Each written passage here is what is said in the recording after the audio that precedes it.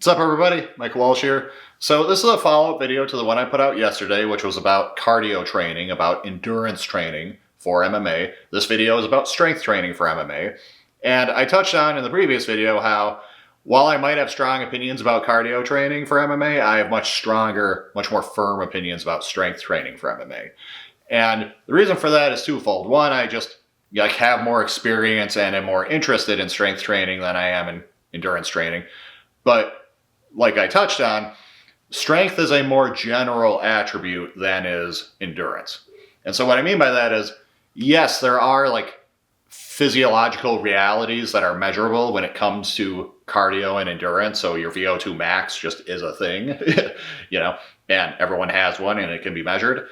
But you can have athletes who have insanely good endurance of different types and who are very good at certain activities, but then you put them into another activity where they're totally new to it, they're not used to it, they will fatigue very quickly. So they might have, in a certain objective sense, very good endurance, and in a specialized sense, extremely good endurance, but in another sense, have very poor, effective endurance. So, to use a hypothetical example, someone could be a triathlete, but if you just throw them into a jiu-jitsu tournament and they've never done jiu-jitsu before, they've never grappled before, they will exhaust themselves very quickly. Okay, so their effective endurance is very poor in the context of jiu-jitsu. When it comes to strength, this is far, far less true. And what I mean by that is, a strong person is kind of just a strong person, full stop. Is there some nuance to that? Of course. So for example, there is a skill component to strength. So even basic movements, like the basic barbell movements of powerlifting, something like the bench press, there is a skill component to that. And for those of you who do martial arts, you might be rolling your eyes at that and be like, how the fuck is there a skill component to doing that? And on the surface level, there's not a strong skill component, don't get me wrong. There's a technique, of course, as far as your setup and how wide your elbow should be and what your grip should be and et cetera, leg drive, all that kind of stuff. That stuff's relatively easy to learn. But where the skill comes in, I think most, is when you're really pursuing your ceiling, your personal genetic ceiling for absolute strength in the bench press. Or if you're and especially if you're doing that at a high level competitively, if you're a national champion, if you're chasing a world record, whatever, when you're bench pressing and the weight is that heavy, all of a sudden, slight errors can just, make the lift fail. Just slight deviations in bar path, which is the trajectory that's most efficient for the bar to move. Slight deviations in that, the weight is so heavy, just slight imbalances can fuck the whole thing up. And so being able to walk that tightrope with that much weight does take skill. That's not purely a strength problem. It is also a skill problem. And that's just looking at the bench press. Something like the overhead press, all the more so, because you just think of it, you have to stand, there's more of a balancing component, there's more, you have to move your head around the bar and stuff like that. There's more skill involved in the overhead press than the bench press. And that's one of the reasons why, you can have a very, very strong bench press, and your overhead press, if you're not good at it, and if you don't do it often, might not be proportionally as strong. So don't get me wrong, there's still that amount of variation. I'm not saying, if you're a power lifter, you're just, universally proportionately strong in every conceivable activity. That's not what I'm saying. But I am saying if you are very strong with barbell movements, you are kind of just strong, period.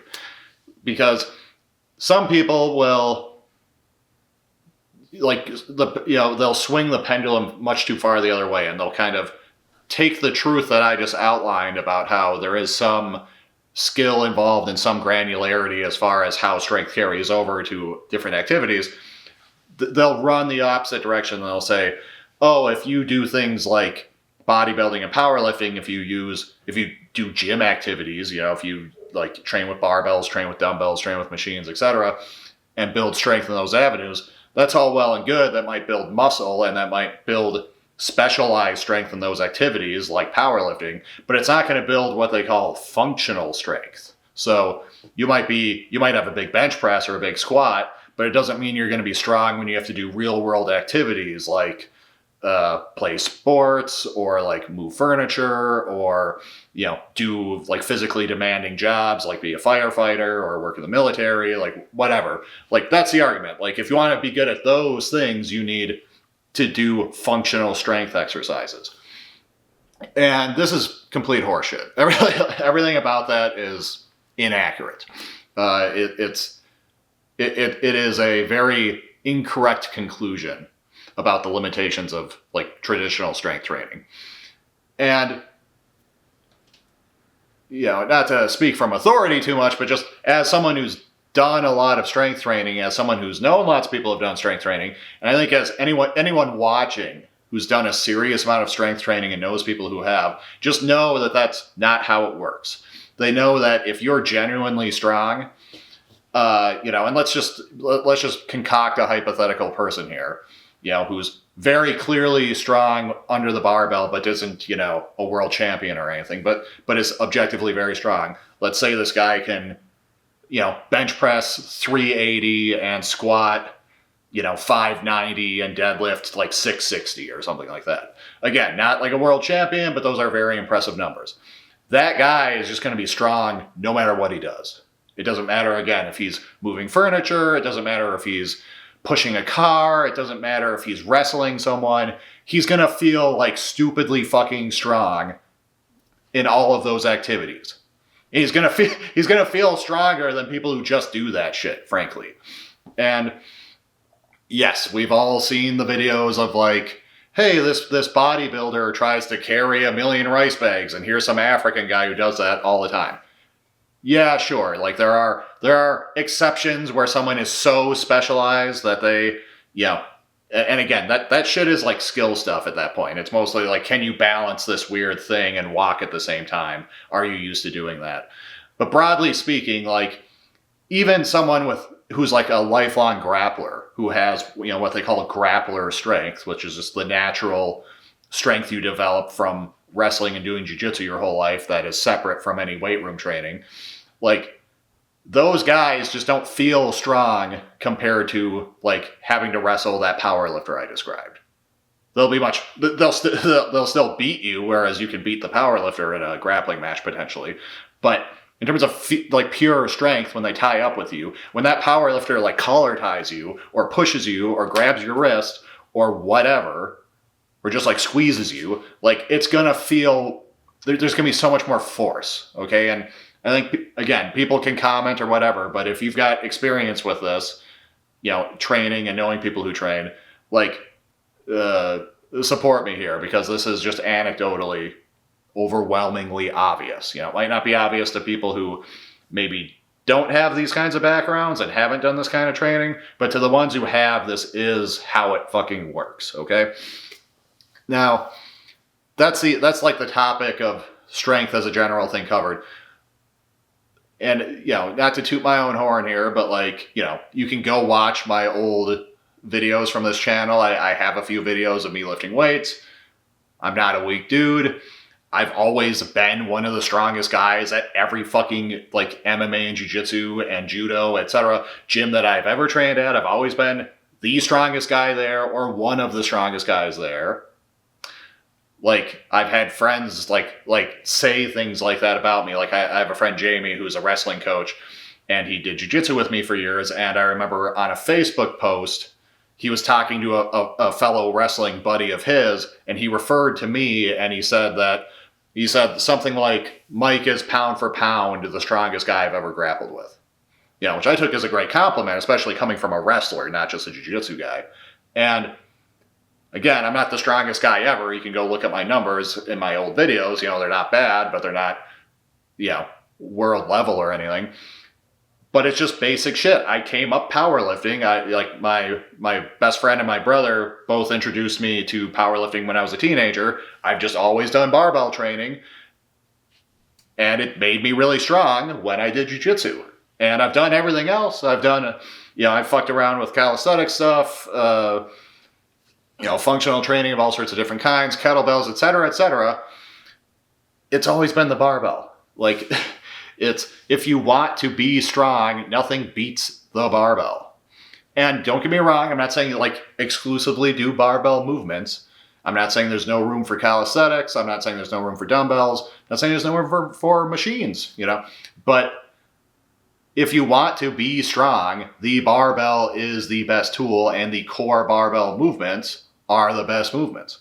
Not to sound like I'm plagiarizing, but like I do largely just co-sign what Mark Ripito says about this shit.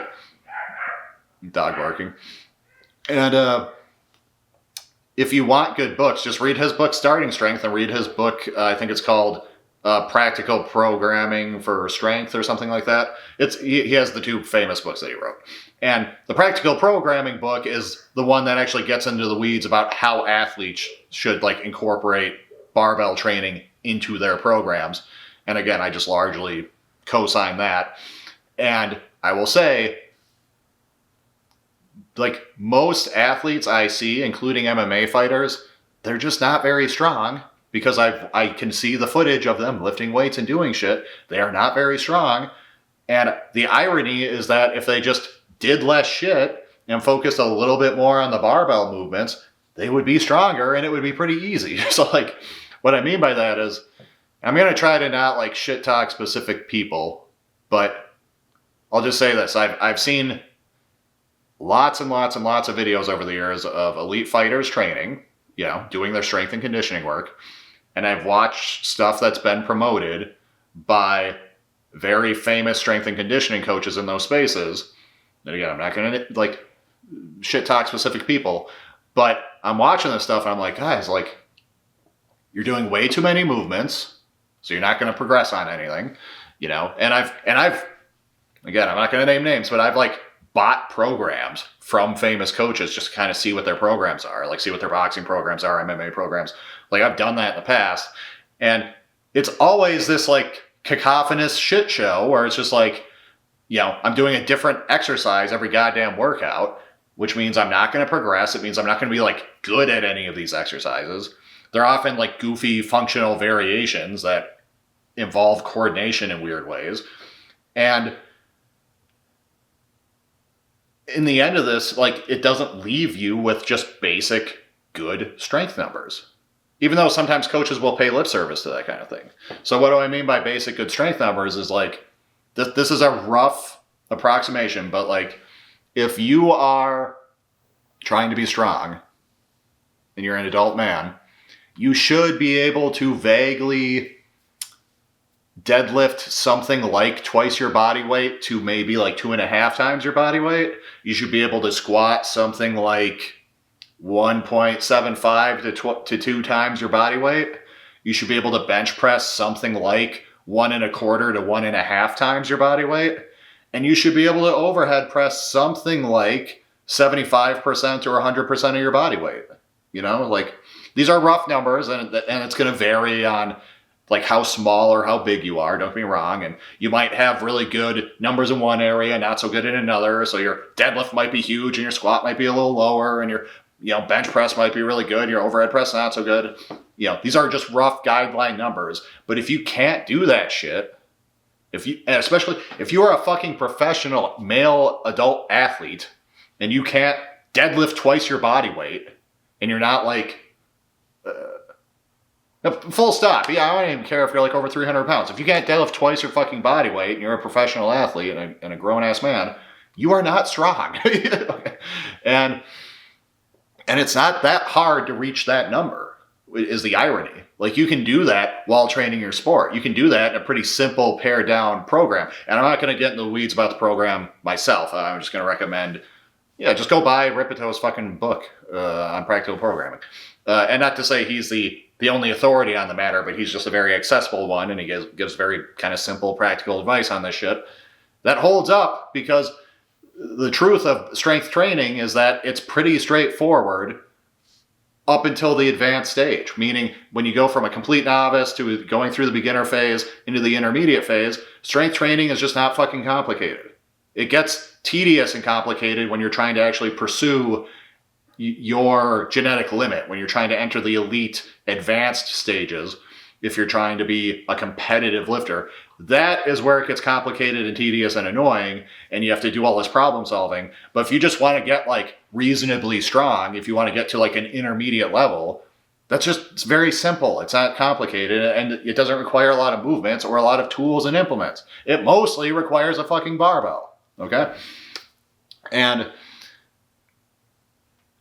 with that, I should clarify, like, don't get me wrong. Like, there's room for other things. Like I said, like chin-ups and pull-ups and weighted chin-ups and pull-ups are one of the biggest exceptions, because there's no way to do a good vertical pull with a barbell. So you're stuck basically with chin-ups and pull-ups, or with machine variations like lat pull-downs, which are just not as good as chin-ups and pull-ups. And some people will say like, oh, but what about, you know, because to me, like, the core movements are things like the bench press, the barbell squat, the barbell deadlift, overhead press, weighted shins and pulls, barbell rows. Like, that's mostly it, you know? And is there room for accessory movements that like help, you know, kind of further target certain muscle groups? Am I saying you can't do a goddamn like bicep curl? No, I'm not saying that. Am I saying that there aren't a million awesome strength movements that involve non-barbell implements, like croc rows, which is like a one-armed, really heavy dumbbell row with like body momentum? No, I'm not saying that either. And I'm also not saying there aren't other barbell movements that are very good that exceed those 6 I lifted, or the 5 barbell movements I lifted. So I'm not saying that like Bulgarian split squats with the barbell aren't good. I'm not saying that Romanian deadlifts aren't good. I'm not saying the trap bar isn't good. You know, I'm not saying you couldn't create a workout, you know, because you could say like, oh, but what if instead of doing squats and deadlifts, I do front squats and Romanian deadlifts? Or what if I use dumbbell bench pressing instead of barbell bench pressing? And what about incline? And what about decline? And what if instead of bench pressing, I do weighted dips and blah, blah, blah, blah? Yes, there's many ways to skin this cat. And the reoccurring theme is certain core compound movement patterns being done with resistance, either with the body or with free weights.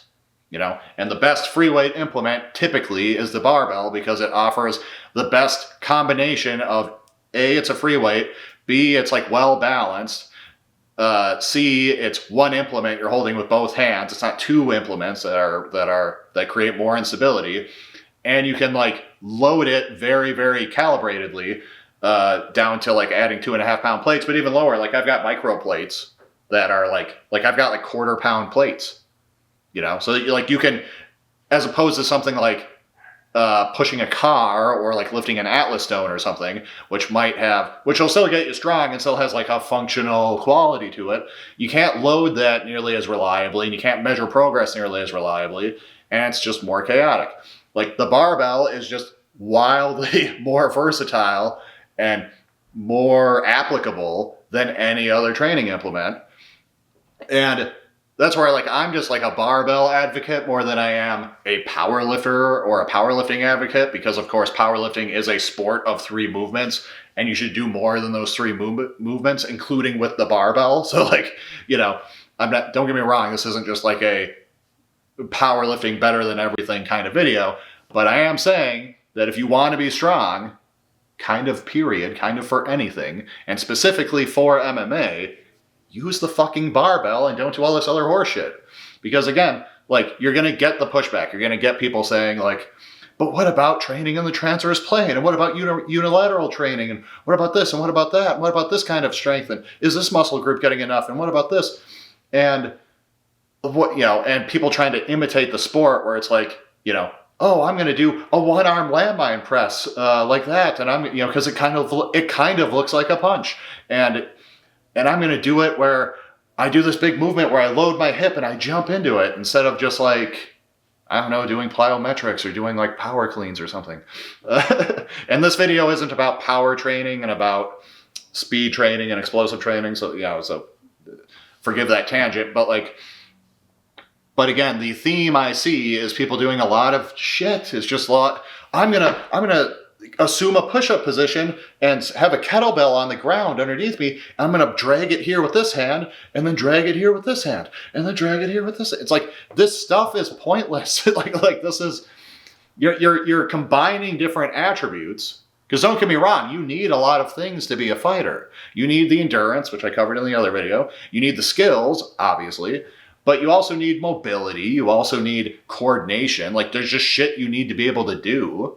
But you do that by doing that stuff, okay? You need to be able to do basic movements. You need to be able to, like, move. And by that, I mean have footwork. You need to be able to stay in a stance, move laterally, move forward and back, pivot without, like, being like loosey-goosey and like losing your balance. You need to be able to stand on one fucking foot. You need to be able to spin. You need to be able to fall and land correctly. You need to be able to roll. You need to be able to do a tactical get-up, which, you know, it's kind of like a Turkish get-up. But you need to be able to do that. You need to be able to shrimp and so on, bridge, etc. You need to be able to do these things very efficiently. You need the mobility to do those things. But you do those things by doing those things and then by applying them in the martial arts setting. That is not strength training, and your strength training doesn't need to be hamstrung by trying to incorporate that shit into it.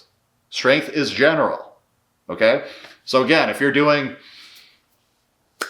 you know, if you're busy doing Turkish get-ups with like a 16 kilogram kettlebell, but you can't fucking deadlift twice your body weight, you are doing the wrong shit. You are. And particularly for MMA, because this is where, you know, I'll argue that I am open-minded about this stuff, because I do think that for some sports, you just don't need to be strong. like I think pretty objectively, when I look at like tennis players, they're pretty fucking weak. Even like the strong ones are pretty weak.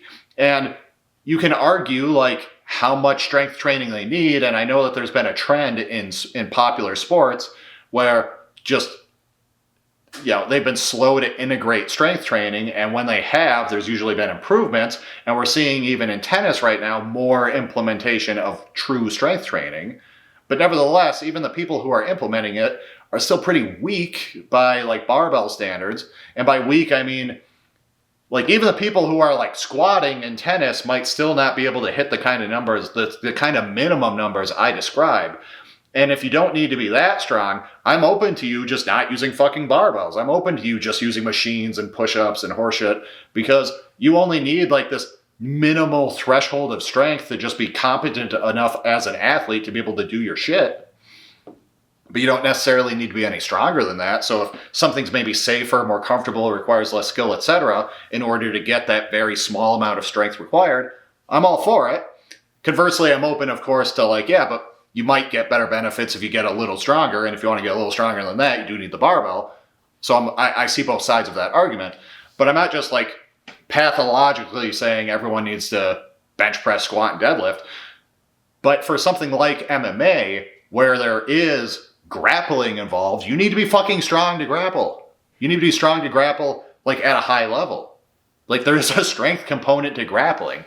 And, you know, it's different even than just boxing, because like I remember I have a book written by Joe Frazier about boxing, about training for boxing. And I remember reading it, and there's a portion towards the end where he talks about weight training for boxing. And he basically says like, look, I only ever did like push-ups and sit-ups and bodyweight squats and shit. I never lifted weights. My son is a boxer. He's of the new school. They lift weights all the time. Me and him disagree about that. I've always felt strong enough just doing the shit I did. I don't know that you need to lift weights. Even though I politely kind of disagree there and take the son's side in that argument, nevertheless, I'm more open to that because it's just striking. Yes, there's clinching in boxing, but boxing is mostly just footwork and striking. Strength is not as essential in that context as it is in a grappling context, where you are grabbing people and maneuvering them and squeezing them and pushing them, etc., breaking their grips, etc. Like, strength is very important for grappling, which means it's very important for MMA, because that's half of MMA. So, again, you need the goddamn barbell if you want to be strong in that context. Okay? Now, I know there's like plenty of people out there who are accomplished wrestlers, accomplished jiu-jitsu guys, accomplished MMA guys who don't use the barbell. I get that. I shouted out Marcelo Garcia in the previous video. I'll mention him again now. He's a guy who famously didn't do any strength and conditioning except for jiu-jitsu itself. He didn't lift weights, he didn't run, he just did jiu-jitsu, and he's possibly the fucking GOAT. I get all that. I'm just gonna respectfully say that you can get cardio by not doing anything except your sport. You cannot get strong unless you lift weights, realistically. Like, yes, can you just do calisthenics? Is Hannibal for King strong as shit, even though he just does calisthenics? Of course. That is a bigger commitment and a less efficient way to get strong than just doing the barbell. It will take you a lot longer to become Hannibal for King than it will take you to deadlift twice your body weight. Okay, so like, you know, before the contrarians have to like get in the comment section and say, but what about this exception? You know, I'm giving you the broad advice here. Yes, there's some nuance, but broadly speaking, barbell exercises are the best way to get strong, and strength is general. So if it's the best way to get strong, period, it's also the best way to get strong for MMA, and you will not get strong for MMA by just doing MMA, whereas you can get good conditioning for MMA by just doing MMA. Okay, that's the too long didn't read like capper to the video. But before I send you off here, I do want to just touch on a few more details here. If you can't tell, I'm a little passionate about this topic, and I've had feuds and debates with people about this topic, and it frustrates me to no end. Another way I will co-sign Mark Ripito here, because that guy gets fucking pissed having to rehash all this shit constantly as well. And I know the feeling. But, again, ideally you wouldn't have to do this. Okay, like I said this in the cardio video. Ideally, you would just do your sport. Any session you spend in the weight room is a session you're not spending doing your sport. So in a perfect world, you wouldn't have to do this shit. You know, so I wouldn't recommend this unless I thought it was like absolutely necessary.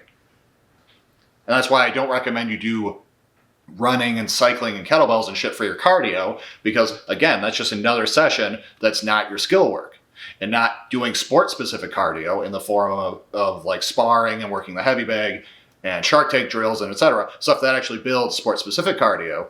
Like, that's just other shit that's taking up time.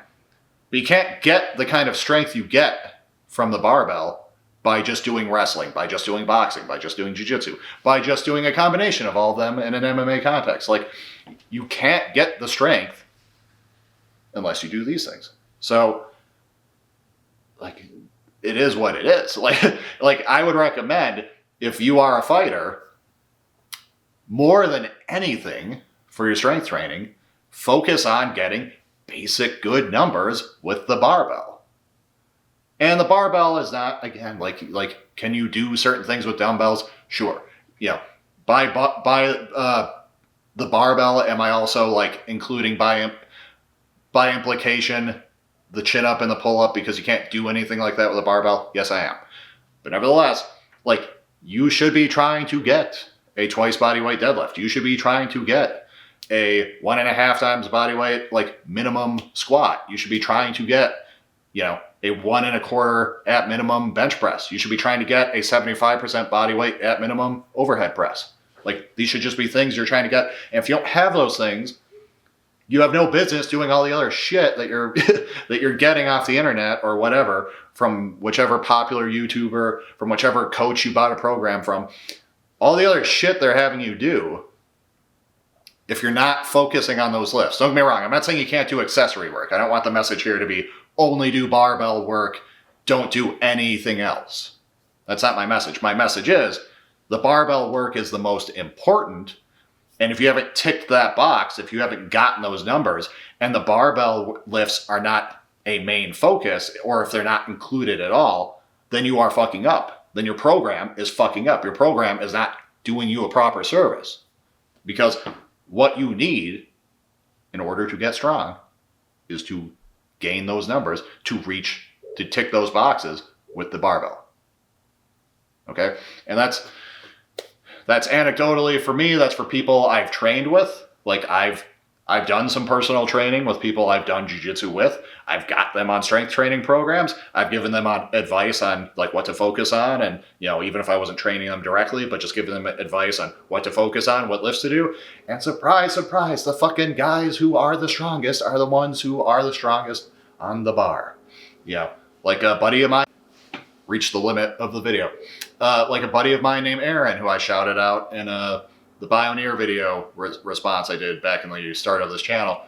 One of the strongest guys at my jiu-jitsu school. Surprise, surprise. He's got like a 285-pound bench. And that's not crazy. That's not like an insane number. A lot of you are going to hear it. Some of you who might hear that and be like, those are rookie numbers to me. And if they are, good for you. You're a very strong person. But 285 is a very respectable bench press. And again, like, surprise, surprise, he's fucking strong when you wrestle with him. And if you just did a bunch of push-ups, or if you did one-arm push-ups, or if you did a bunch of kettlebells, or if you did fucking shit with a sandbag, whatever, you will not feel as strong as he does. You will not feel as strong as I do, to put it bluntly. Like, it just won't happen. And this is not some insane time commitment. Like, you can just allocate a little bit of time. Again, just go read Ripito's book. But, like, this isn't skill-wise, time-wise, and both time in terms of, like, per week and in the form of workouts, and also time-wise in terms of how many months or years it takes to reach this level of strength. Nothing about this is a huge time commitment. Like, everyone should be doing this. Like, the fact that I can watch the UFC and see more often than not fighters who don't have that basic level of strength, to me, it's an indictment on the whole fucking, like, coaching industry. Like, because it's like, they should have had this shit years ago. They should have had this shit before they came to the UFC.